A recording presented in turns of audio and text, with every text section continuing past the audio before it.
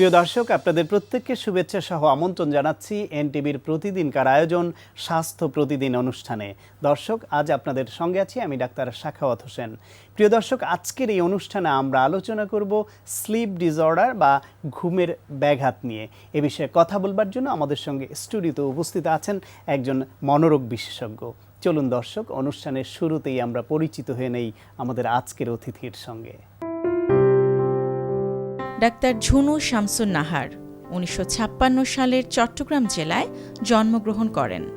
তিনি ১৯৮৩ সালে Sophia medical college থেকে এমবিবিএস ডিগ্রি অর্জন করেন।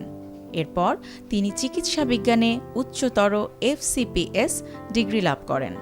বর্তমানে তিনি বঙ্গবন্ধু শেখ মুজিব মেডিকেল বিশ্ববিদ্যালয়ের সাইকিয়াট্রি বিভাগের বিভাগীয় প্রধান হিসেবে কর্মরত আছেন। ম্যাডাম, আপনাকে আমন্ত্রণ আমাদের অনুষ্ঠানে। ধন্যবাদ আপনাকে। ম্যাডাম, এই যে স্লিপ ডিসঅর্ডার বা ঘুমের ব্যাঘাত, এটা কম বেশি আমাদের সবারই কখনো না কখনো হয়, কিন্তু এটাকে ঠিক কখন ডিসঅর্ডার বা রোগ বলবেন? স্লিপ ডিসঅর্ডার আমাদের সাইকিয়াট্রিতে একটা ডিসঅর্ডার বলে একটা বড় চ্যাপ্টার আছে স্লিপ ডিসঅর্ডারে। তখনই আমরা ডিসঅর্ডার বলবো যখন এটা আমাদের ব্যক্তিগত, পারিবারিক, সামাজিক বিভিন্ন কার্যক্রমে ব্যাঘাত ঘটাবে। আমরা স্বাভাবিকভাবে আমাদের ব্যক্তিগত জীবন, পারিবারিক, সামাজিক কিংবা পেশাগত জীবন চালিয়ে যেতে পারবো না, তখনই একটা ডিসঅর্ডার বলে আমরা এটাকে ধরবো। ঘুমের কারণে পারছি না, যদি একটু উদাহরণ দেন। যে আমরা তো অনেক কারণেই পারি না, কিন্তু ঘুম হচ্ছে না ঠিক মতো, সেজন্য আমার কাজের ব্যাঘাত হচ্ছে, এটা কি ধরনের ব্যাঘাত ঘটে? ঘুম হচ্ছে না এটা বিভিন্ন অসুখে হয়ে থাকে। আমাদের বিভিন্ন গুরুতর মানসিক রোগ কিংবা লঘু মানসিক রোগেও কিন্তু ঘুমের ব্যাঘাত ঘটে, যেমন স্কিজোফ্রেনিয়া, ডিপ্রেশন কিংবা অ্যাংজাইটি ডিসঅর্ডার, সব কিছুতেই কিন্তু ঘুমের ব্যাঘাত ঘটে। সেই সাথে আরও আছে যে ইনসমনিয়া ডিসঅর্ডার, সেখানেও কিন্তু ঘুমের ব্যাঘাত ঘটে। আর আমরা জানি যে ঘুম কিন্তু আমাদের ফিজিক্যাল, মেন্টাল সব রেস্টোরেশন করে। আমাদের মেমোরি কিংবা কনসেন্ট্রেশন সব কিছু প্রিজার্ভ করতে ঘুমের একটা বড় ভূমিকা আছে। অতএব আমরা যদি না ঘুমাই, তাহলে স্লিপ ডিপ্রাইভেশন যদি হয়, পরপর কয়েকদিন যদি আমরা না ঘুমাতে পারি, পরে কিন্তু আমাদের দেখা যায় যে বিভিন্ন রকমের মানসিক রোগের সমস্যা দেখা যাচ্ছে। যেমন আমাদের হ্যালুসিনেশন হতে পারে, ডেলিউশন হতে পারে, এই রকম গুরুতর মানসিক রোগের সমস্যাও দেখা যায় কন্টিনিউয়াস স্লিপ ডিপ্রাইভেশন হলে। আমি আপনাদেরকে বলতে পারি যে আমরা যদি ইয়াবা মানে অ্যামফেটামিন দীর্ঘদিন সেবন করি, অ্যামফেটামিনে হয় কি আমাদের ঘুমের ব্যাঘাত ঘটে। তখন দেখা যায় যে অ্যামফেটামিনের পরবর্তীতে আমাদের কিছু সিমটমস দেখা যায়, যেগুলোতে আমরা হ্যালুসিনেশন, ডেলিউশন এগুলোও পাই। একজন মানুষের কমনলি এই যে স্লিপ ডিসঅর্ডার হয় কি কারণে, কেন হয়, বা কোন বয়সে, কারা ঝুঁকিপ্রবণ? নর্মালি আমি দেখছি ইদানিংকালের, আমি কিছু ঘটনা আপনাকে বলি। ইদানিংকালে আমি দেখছি যে মানে আমাদের যারা টিনেজার কিংবা আর্লি অ্যাডাল্ট যারা, তারা দেখা যাচ্ছে যে রাত্রেবেলা ফেসবুক ব্রাউজ করে, ইন্টারনেট ব্রাউজ করে, কিংবা তাদের পড়াশোনাটা রাত্রেবেলা করে, রাত 12টার দিকে পড়তে বসে। তাতে তাদের দেখা যায় যে তারা ভোরের দিকে ঘুমায়, সারাদিন ঘুমাচ্ছে এবং রাত্রেবেলা আবার তারা তাদের এই সব কাজকর্মে চলে যাচ্ছে। তাতে দেখা যায় যে স্লিপ সাইকেল চেঞ্জ হয়ে যাচ্ছে। এবং এই স্লিপ সাইকেল চেঞ্জ হয়ে গেলে কিন্তু বেশ একটা অসুবিধা হয়, কারণ আমরা জানি যে সন্ধ্যা হলেই আমাদের মধ্যে মেলাটোনিন নামক একটা হরমোন, যেটা আমরা বলি স্লিপ হরমোন সিক্রেশন হয়, এবং সেই স্লিপ হরমোন সিক্রেশন হচ্ছে কিন্তু আমরা ঘুমাচ্ছি না। এবং তাতে কিন্তু আমাদের যে রেস্টোরেশনগুলো, আমাদের যে ফিজিক্যাল, সাইকোলজিক্যাল, মেমোরি কিংবা বাচ্চারা কিন্তু বেশি ঘুমায়, এই যে ব্রেন ডেভেলপমেন্ট, এই সবগুলোতেই কিন্তু ব্যাঘাত ঘটে। এখন নতুন অনুষঙ্গ যোগ হয়েছে ফেসবুক, ইন্টারনেট, ভার্চুয়াল মিডিয়া, সে কারণে স্লিপ সাইকেলটা চেঞ্জ হয়ে যাচ্ছে, সমস্যা হচ্ছে। আপনি বলছিলেন স্লিপেরও তো একটা হাইজিন আছে, স্লিপ হাইজিন বলে থাকেন আপনারা, বিষয়টা কি এবং সেটার ব্যাঘাতটা কি করে হয়? স্লিপ হাইজিন আমরা বলি কি, স্লিপ হাইজিনটা মেনটেন করা যাতে বেটার স্লিপের জন্য।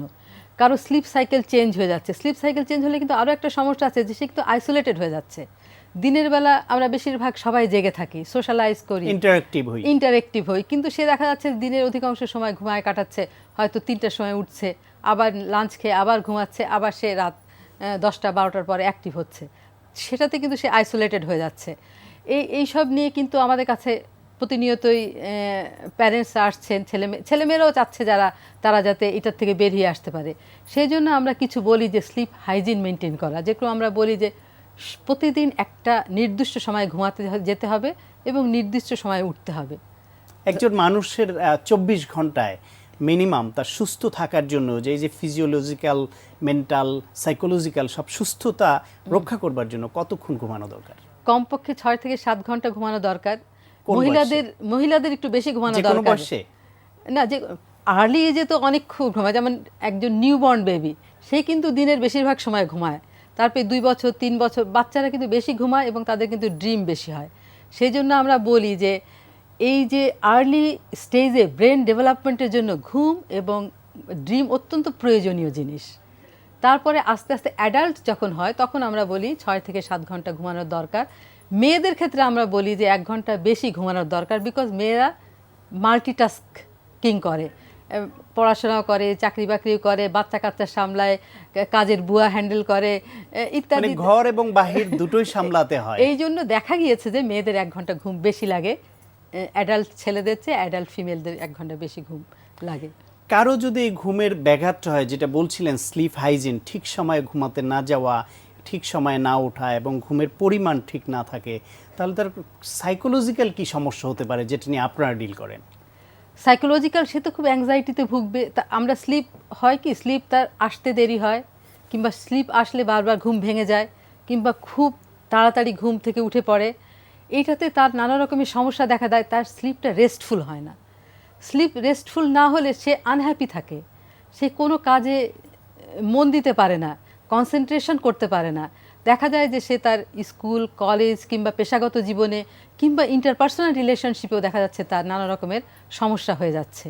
কারণ আমি ইরিটেবল থাকছি, আমার ঘুম হচ্ছে না, আমার সবসময় মনে একটা যে আমার ঘুম হচ্ছে না, ইরিটেবল থেকে যাচ্ছে। সেই জন্য কিন্তু ইন্টারপার্সোনাল রিলেশনশিপও ব্যাঘাত ঘটে যায়। সেটা সমস্যা হচ্ছে সে তার কাজের সফলতার রেট কমে যাচ্ছে, ফলে ডিপ্রেশনে পড়ে যাচ্ছে, যে সিকুয়েলিগুলো একটার পর একটা এসে যায়।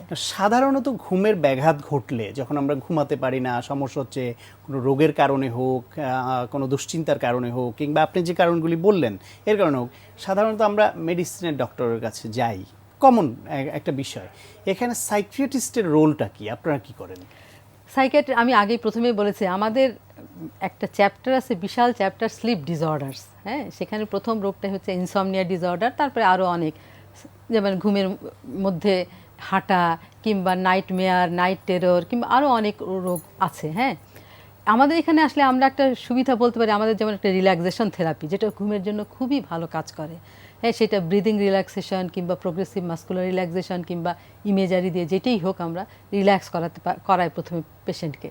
তারপরে পেশেন্টকে আমরা ঘুমানোর কিছু নিয়ম বলে দিই যে বিছানা শুধু ঘুমানোর জন্য, সেটা ইন্টারনেট ব্রাউজ করা কিংবা টিভি দেখার জন্য না। ঘুম যদি নাও হয়, পরদিন নিজের কাজ ঠিকঠাক মতো করার জন্য আমরা বলি। ডে টাইম ন্যাপ নেওয়ার কথা আমরা বলি, যে এটা যাতে না নেয়, কিংবা নিলেও বিকাল 3টা থেকে 4টার মধ্যে খুব অল্প সময়ের জন্য যেন নেয়। কিংবা আমরা এটাও বলি যে ঘুমের সময় আমাদের বডি টেম্পারেচার কমে যায়, আমরা বলি ঘুমের 20 মিনিট আগে যদি একটা হট বাথ নেয়, কিংবা 2-3 ঘন্টা আগে যদি এক্সারসাইজ করে বডি টেম্পারেচার বাড়ায়, তাহলে ঘুমটা ভালো হতে পারে। এই ধরনের নানা কিছু জিনিসপত্র আমরা বলি, কিছু খাওয়া বারণ করে দিই, যেমন সন্ধ্যার পরে চা, কফি, কোক, চকলেট এগুলা যাতে না খায়, এগুলা কিন্তু ঘুমের ব্যাঘাত করে। নিকোটিন, অ্যালকোহল এগুলো যাতে না খায় সন্ধ্যার পরে, সেটাও আমরা বলে দিই। এবং আমরা বলি যে ঘুম জানি এফর্টলেস হয়। আমার কাজ শেষ হয়ে গেছে, আজকের কাজ, আমি আজকে ঘুমাবো, আমার দুশ্চিন্তা করা কিংবা অন্য কিছু করার দিন আগামীকাল পুরো দিন পড়ে আছে। এইভাবে যদি আমরা নিজেকে কন্ডিশন করতে পারি, আমি বিছানায় যাব, ঘুমাবো। দুশ্চিন্তাটা রুটিনের মধ্যে আনা কি সম্ভব? চেষ্টা করলে বোধহয় পারা যায়, মানুষের মধ্যে তো অপার শক্তি, চেষ্টা করলে বোধহয় পারা যায়। কারণ আমাদের দৈনন্দিন জীবনে তো স্ট্রেস লেগেই আছে। আমি জানি সকাল হলেই ট্রাফিক জ্যাম ঠেলতে হবে, অফিসে গিয়ে এই কাজ করতে হবে, বসের বকুনি খেতে হবে, অনেক কিছুই তো আছে, তাই না? কিন্তু আমরা তো জানি ঘুমের সময় এটা আমাদের, যদি আমরা এটা বাদ দিতে পারি, তাহলে আমাদের একটা রেস্টফুল স্লিপ হবে। পরের দিন আমরা ওই সমস্যাগুলা ট্যাকেল করব, সলভ করার চেষ্টা করব। আপনারা যে কাউন্সিলিং করেন বা লাইফস্টাইল মডিফিকেশন যেটার পরামর্শ দেন, এটা খুবই ভালো, গুরুত্বপূর্ণ। এটা করার পরেও কারো হলো না, তখন তো আপনার মেডিকেশনে যেতে হয়। ঘুমের ওষুধের একটা সমস্যা অনেকে শুনতে পাই, যে অনেকদিন ঘুমের ওষুধ খেয়ে ঘুমালে পরে ঘুমের ওষুধ না খেলে আর ঘুম হয় না। এই যে ডিপেন্ডেন্সি, সেটার বিষয়ে করণীয় কি? আমাদের বেশিরভাগ ঘুমের ওষুধই কিন্তু হ্যাবিট ফর্ম করে, এটা যেটা আপনি বললেন সেটা সত্যি। কিন্তু ইদানিং কিছু কিছু ওষুধ এসেছে যেগুলো আমরা বলি যে হয়তো সেই জলপিডিয়াম গ্রুপের ওষুধ এগুলো আমরা বলি যে 1 বছর পর্যন্ত খেতে পারে, সেখানে আমাদের সেই রকমভাবে ডিপেন্ডেন্সি আসে না। তারপরেও ঘুমের ওষুধ যাতে যতটা কম খেতে হয়, যদি গুরুতর মানসিক অসুস্থতা হয় তখন তো আমরা যা ওষুধ দিই সেই ওষুধে তো আমাদের মানে দিতেই হবে। তারপরেও আমরা ওই ওষুধগুলোর পরিবর্তে কিছু কিছু লো ডোজে অ্যান্টিডিপ্রেসেন্ট দিতে পারি ঘুমের জন্য, কিংবা অন্য ওষুধ যেগুলোতে ডিপেন্ডেন্সি কম করে সেগুলো আমরা দিতে পারি। কিন্তু তারপরেও আমি বলবো যে ওষুধ না খেয়ে ঘুমাতে পারাটাই সবচেয়ে আমাদের বাঞ্ছনীয় হবে এবং আমরা সেইটাই চাই। সেই জন্যই আমাদের লাইফস্টাইল চেঞ্জ করা, স্লিপ হাইজিন মেনটেন করা, স্লিপের একটা ডায়েরি রাখা, এগুলো আমরা এডুকেট করি আমাদের ক্লায়েন্টদেরকে। আপনাকে অনেক ধন্যবাদ ম্যাডাম, আমরা অনেক প্রয়োজনীয় পরামর্শ জানলাম। ধন্যবাদ আপনাকে। প্রিয় দর্শক, আমরা শুনছিলাম স্লিপ ডিসঅর্ডার নিয়ে অত্যন্ত প্রয়োজনীয় একটি আলোচনা। আশা করি আপনাদের কাজে লেগেছে। আজকে ফ্লেক্স ব্যান্ড দিয়ে আমরা আরেকটা ব্যায়াম দেখব, যেটা শিশুদের ফ্লেক্সিবিলিটি প্লাস কোর মাসলটা স্ট্রং করতে হেল্প করবে। অনেক সময় দেখা যায় যে বাচ্চাদের অনেক বসে থাকার কারণে, বসে বসে পড়াশোনা বা বসে বসে কাজ করার কারণে তাদের ভেতরে ফ্লেক্সিবিলিটিটা গ্রো করে না বা বন্ধ হয়ে যায়। ফ্লেক্সিবল শরীর না হলে পরে যেটা আমরা বলেছি যে তাতে কিন্তু তার গ্রোথটা বাধাপ্রাপ্ত হয়, তার প্রপারলি তার হাইট ইনক্রিজের ব্যাপারটা ঠিকমতো হয় না। পাশাপাশি হলো যে অল্পতেই সে যদি পড়ে যায় বা কোনো একটা টান লাগে, তার কিন্তু অল্পতেই দেখা যায় যে এখানে ইনজুর্ড হয়। কিন্তু ফ্লেক্সিবিলিটি থাকলে, শরীরে সেই ধরনের মোবিলিটি থাকলে, তখন দেখা যায় যে তার আঘাতটা পেলে পরেও সে সেরে উঠতে পারে তাড়াতাড়ি, কারণ ওভাবে তার ব্যালেন্সটাই থাকে। এবং খুব বেশি স্ট্রেচ কোনো কিছু হলে বা পড়ে গিয়ে পা ছড়িয়ে গেলে বা ও ধরনের হলে সে এটা থেকে উঠে রিকভার করে আসতে পারে। কিন্তু খুব রিজিড বডি হয়ে গেলে দেখা যায় যে তখন তার আঘাতটা অনেক দিন থাকে এবং ইনজুরির কারণে তার পড়াশোনা হোক, খেলাধুলা হোক, সব কিছুই ক্ষতিগ্রস্ত হয়। তো আমরা আজকে দেখব যে কিভাবে ব্যান্ডের মাধ্যমে ফ্লেক্সিবিলিটির পাশাপাশি সে তার পেটের গঠনটাও তৈরি করতে পারে। তো আমরা এখানে 3 ধরনের ব্যান্ড আছে। আমরা বলেছি যে সফট, মিডিয়াম বা হার্ড। আপনি আপনার হাইট এবং লেংথেরও ব্যাপার থাকে, অনেকগুলো মিডিয়াম হাইট এবং অনেকগুলো অনেক লম্বা। তো নিজের শিশুর হাইট অনুযায়ী আপনাকে ব্যান্ডটা চুজ করে নিতে হবে। ওকে, আমাকে এখানে হেল্প করবে লিও। দেন ফাইন, লিও স্টার্ট করো।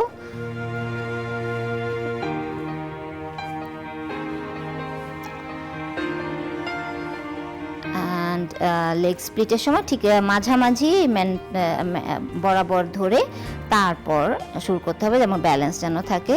ওকে, এবং বসার পরে লিও খেয়াল করবে যেন তোমাকে মেরুদণ্ডটা যেন সোজা থাকে। হ্যাঁ, okay, and start. Good, yes, fine. Now an oblique twist. Yes, good. Exhale. এবং অবলিক বলতে আমরা যেটা বোঝাচ্ছি যে অবলিক মাসলটা হচ্ছে যে ঠিক কোমরের এই সাইডের মাসল। হ্যাঁ, এখান থেকে। ওকে, আরেকবার অ্যান্ড স্টপ। ওকে, চেঞ্জের সময় কিভাবে, ওকে, বি সেফ, যেন চেঞ্জের সময় আবার কোনো রকম ইনজুরি না হয়, ঠিক মাপ মতো নিয়ে নিবে। অ্যান্ড দেন স্প্লিটের সময় খেয়াল করতে হবে যে ব্যালেন্স যেন থাকে। এটা খুব ব্যান্ডটা যদি খুব উপরের দিকে হয়ে যায় দেখা যাবে যে খুলে যাচ্ছে, বা খুব নিচে হলে নিচের দিকে চলে যাবে। তো আমাদের খেয়াল করতে হবে যে ঠিক মিড বরাবর যেন থাকে। এবং অবলিকটা যখন টুইস্ট করবে, মানে এই মাসলটা যেটা বললাম, তখন কি হচ্ছে পাশাপাশি মাসলগুলো তো কাজ হচ্ছেই ফ্লেক্সিবিলিটির কারণে বিল্ড আপ হচ্ছে। এবং এই জায়গাটাও যখন স্ট্রং হবে, বাচ্চারা হঠাৎ করে যে কোনো বসার থেকে বা যে কোনো ধরনের হঠাৎ করে এদিক ওদিক লাফ দেয় বা ঝুঁকে, এবং পরে দেখা যায় বলে যে এখানে ব্যথা করছে, ওখানে ব্যথা করছে। তো এই মাসলগুলো যখন মোবাইল থাকবে, ওকে, ডু ইট, তখন দেখা যায় যে তার শরীরের গঠন বা ইনজুরি ফ্রি সে থাকবে এবং তার ওই মাসলগুলো স্ট্রেংথ এবং ফ্লেক্সিবিলিটিটাও বৃদ্ধি পাবে। গুড, প্রপার ব্রিদিং এবং মুভমেন্টের কারণে যেটা দেখা যাচ্ছে যে ঘাড়ের কাজটাও তার হচ্ছে, ঘাড়ের কোনো ধরনের গুজে বসে পড়ার কারণে ঘাড় ব্যথা হতে পারে, এখানে সেই ঘাড়ের মোবিলিটিটাও বাড়ছে। Okay, thank you Leo, and close down. তো তুমি একবারই যখন পাটা ছড়িয়ে ফেললে, তোমার কি একদম প্রথম থেকেই পা ছড়ালেই এমন ছড়িয়ে যেত? না, একটু একটু করে অল্প অল্প করে এতটুকু এসছে, তাই তো? সো করার সময় ও যেমন স্প্লিট করে ফেলছে, সব শিশুদেরই তা করতে হবে বা তা হতেই হবে এমন কোনো কথা নেই। যার যতটুকু হচ্ছে ততটুকু থেকে একটু একটু করে প্রেশার দিবেন, খুব জোরে যেন প্রেশার না হয়, এবং টুইস্ট করার সময় যেন খেয়াল করতে হবে যে ঘাড়ে এবং কোমরে ঠিকভাবে প্রেশারটা পড়ে। হঠাৎ করে ঝাঁকি দিয়ে 3 বা 4 বার করলো, তারপরে আবার করলো না, এমন যেন না হয়। একটা ব্যালেন্সে রিদমের মাধ্যমে এবং স্টেপ বাই স্টেপ আস্তে আস্তে চেষ্টা করলে ওরা যে ব্যায়ামগুলো খুব এনজয় করবে এবং উপকারটাও আপনি নিজেই বুঝতে পারবেন। প্রিয় দর্শক, আমরা জানি চা শুধু অভ্যাসই নয়, এটি শরীরের জন্য উপকারীও। তাই চলুন এ বিষয়ে একজন পুষ্টিবিদের কাছ থেকে শুনি চা কেন খাবেন, কতবার খাবেন। বিশ্বের জনপ্রিয় পানীয়ের মধ্যে চা একটি অন্যতম পানীয়। এর বিভিন্ন প্রকার আছে এবং এর পুষ্টিগুণও অনেক। চায়ে আছে মূল্যবান প্রাকৃতিক উপাদান ফ্লোরাইড, যা আমাদের শরীরকে তাজা রাখতে সাহায্য করে এবং এটি হাড়ের গঠনের পাশাপাশি দন্ত ক্ষয় রোগ প্রতিরোধ করে। দর্শক, বর্তমান গবেষণায় জানা গেছে যে আমরা যদি প্রতিদিন 4 থেকে 5 কাপ অর্থাৎ 120 ml চা পান করি, তা থেকে আমরা ফ্লুইড এবং অ্যান্টিঅক্সিডেন্ট পাওয়ার পাশাপাশি আরও পাবো ভিটামিন এবং মিনারেলস। চায়ের এবং আমরা স্পেসিফিক্যালি বলবো র টির ক্যালসিয়াম আমাদের শরীরের হাড় ও হাড়ের ক্ষয় রোধ করে মাংসপেশি সংকোচন, প্রসারণ এবং স্নায়বিক বার্তা পরিবহন, এছাড়াও আমাদের রক্ত জমাট বাঁধার কাজে গুরুত্বপূর্ণ ভূমিকা পালন করছে।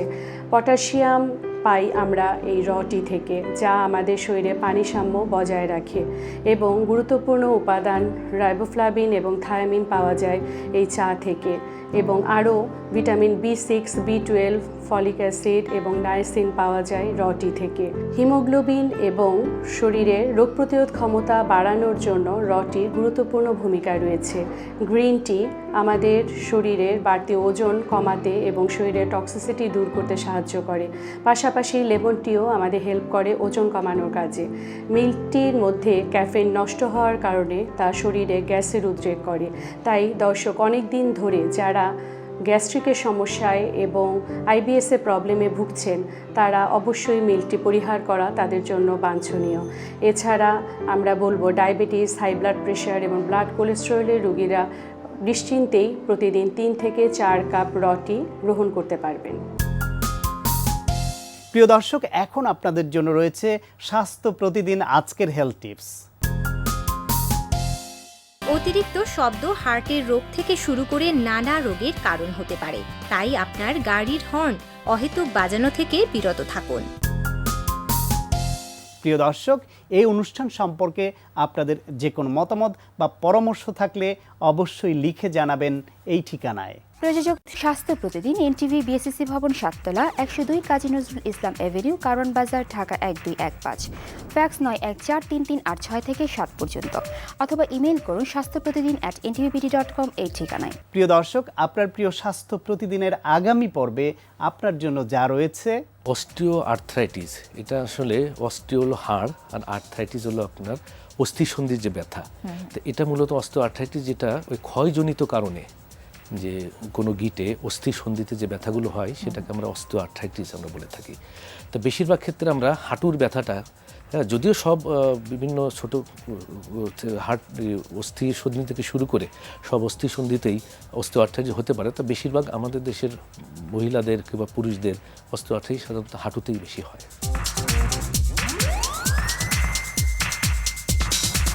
প্রিয় দর্শক, বিশ্বের যে কোনো প্রান্ত থেকে যে কোনো সময় এনটিভিতে সম্প্রচারিত আপনার প্রিয় স্বাস্থ্য প্রতিদিন অনুষ্ঠান দেখার জন্য ভিজিট করুন আমাদের পূর্ণাঙ্গ ওয়েব পোর্টাল www.ntvbd.com। দর্শক, আজ এ পর্যন্তই। সবাই ভালো থাকুন, সুস্থ থাকুন এবং অবশ্যই নিরাপদে থাকুন। দেখা হবে আগামীকাল ঠিক একই সময়ে নতুন কোনো অতিথি নিয়ে।